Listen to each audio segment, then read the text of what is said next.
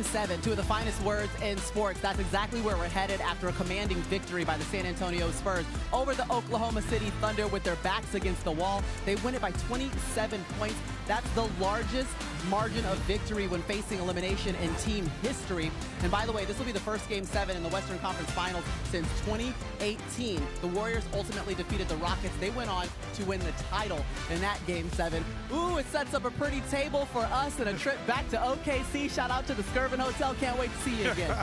Back here in the Frost Bank Center, hanging out with the Hall of Famers on the court. And listen, the Spurs fans are still in here celebrating. I think they're starting to try to move them out. Maria Taylor, Carmelo Anthony, Vince Carter, and Tracy McGrady here with you. Well, the one thing that we said was Victor Wembanyama has to have a statement game. That's exactly what he did. 22 points in that first half. We saw a huge run by the Spurs to close out the third quarter, a 22-0 run, and ultimately that set up a victory in a huge way, T-Mac, for the Spurs in Game 6. We said it. What had to be done was done tonight, and that's Wemby coming out, being aggressive. Attack, attack, attack. This team goes as Wemby goes, and we seen that in Games 1. We saw that in example of Game 4.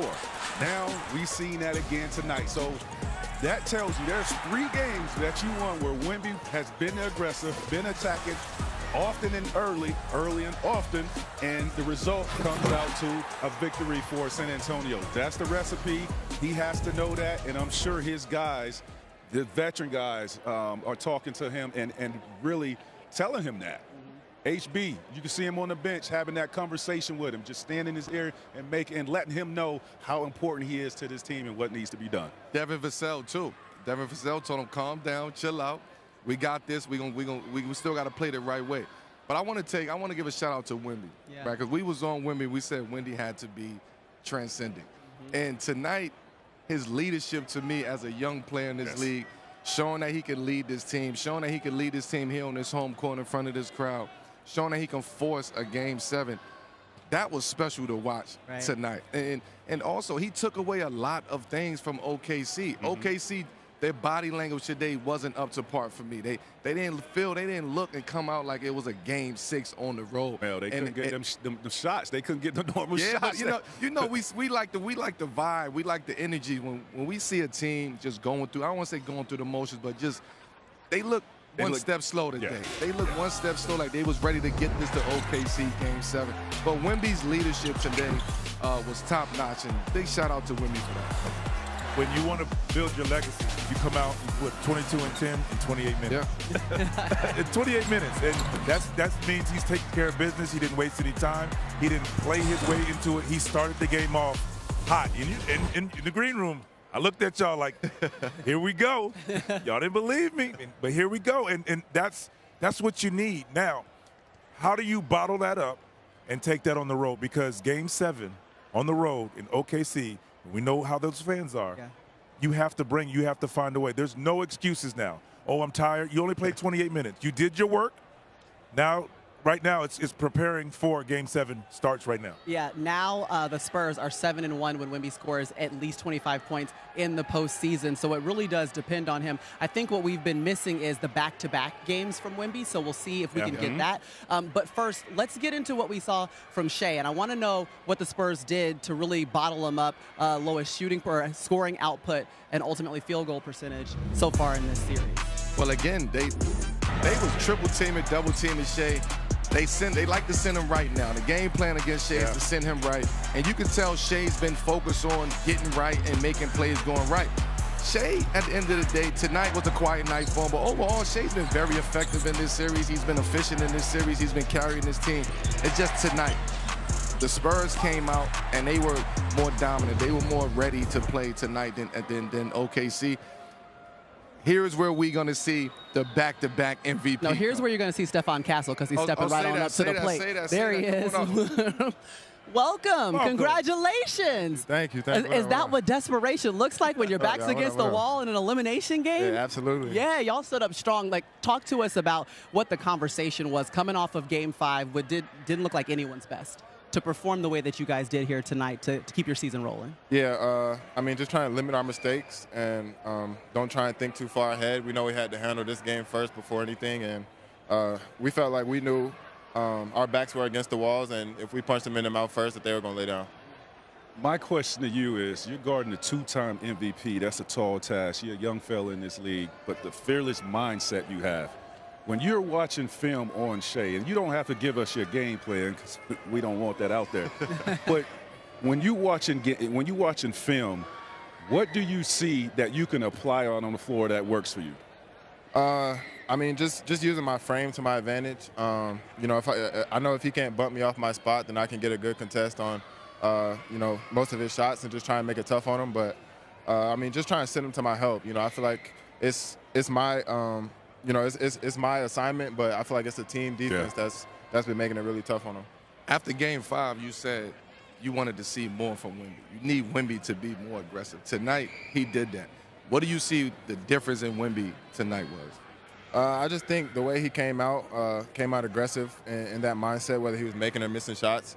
I just think he didn't leave anything, you know, on the floor. I think just the way he came in the locker room and kind of set the tone for us. I feel like it spread an energy throughout our whole locker room, and I feel like that's why we came out like that.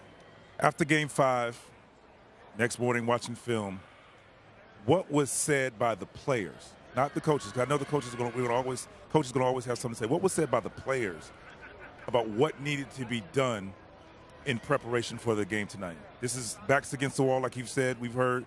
But what was said, like, to motivate everybody? Because before you answer that, Wemby walked in his outfit, and that told us everything. Right. But what was said leading to that?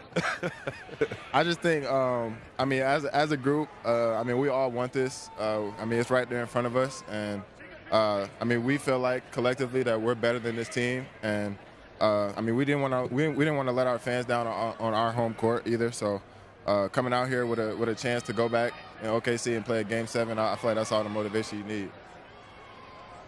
I'm curious, your coach calls you an attack dog. And one of the things we talk about, just being a young player, like balancing aggression but staying disciplined throughout what is about to be a 7-game series. How do you view that? How do you balance it? Because it's such a big part of your game, just being aggressive. Yeah, it's hard. I mean, it's tough. I mean, I want to be aggressive. You know, I want to impose my will on the game. But I know, especially playing against these guys, just show up. We got all these folks from all over the place. I haven't been able to celebrate, so thank you for joining us. Bye, guys. Of course. A little bit of Georgia love. A little bit, just a little bit of Georgia love. Bouncing back from San Antonio to Oklahoma City. This guy's from Covington, Georgia, went to Newton High School. All right, let's go back to the podium, check in with the media, and hear what's being said post-game from Victor Wembanyama, Stephon Castle's teammate. Vic, to your right, what did you feel like the biggest difference between last game and this game was for you personally? Myself?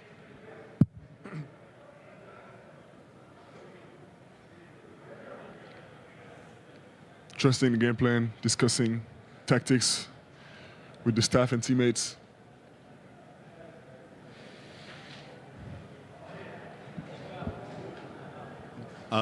Before the game, you gathered the whole team like on the court and gave them a speech. Just what did you say in that speech, and how do you feel like you guys carried that out early in the game? I don't remember. Just black out, kind of.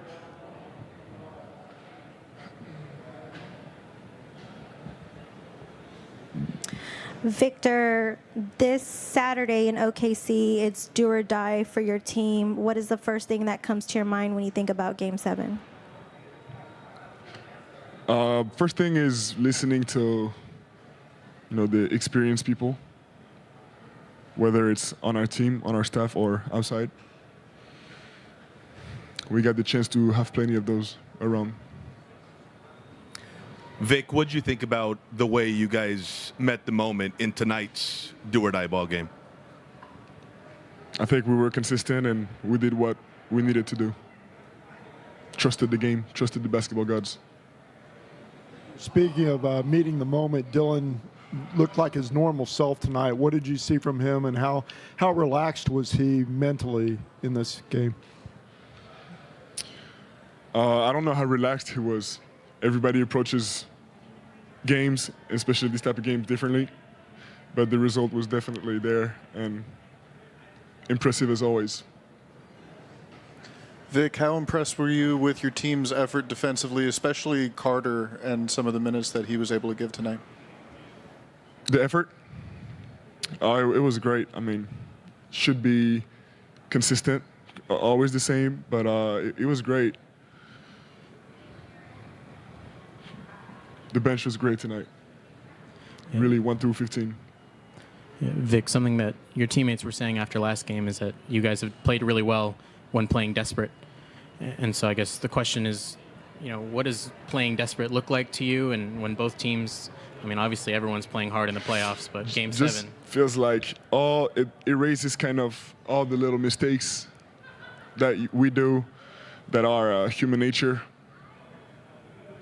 whether it's in the regular season or previous games. We just got to fight that all the time. And when your back's against the wall, it feels like it's the best opportunity to do that. Victor, just talk about just the offensive flow. It seemed like y'all did a nice job moving, and another defense led to the offense. But you can just talk about just the offense that y'all had tonight. Excuse me? Just the offense that you had tonight, just the flow. We played together, we passed the ball, and trusted the game plan as always.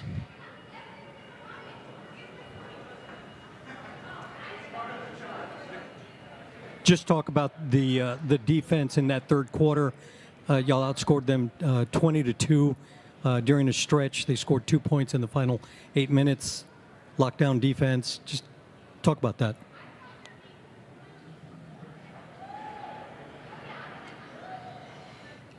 I think we need to be consistent, and we're definitely we're not.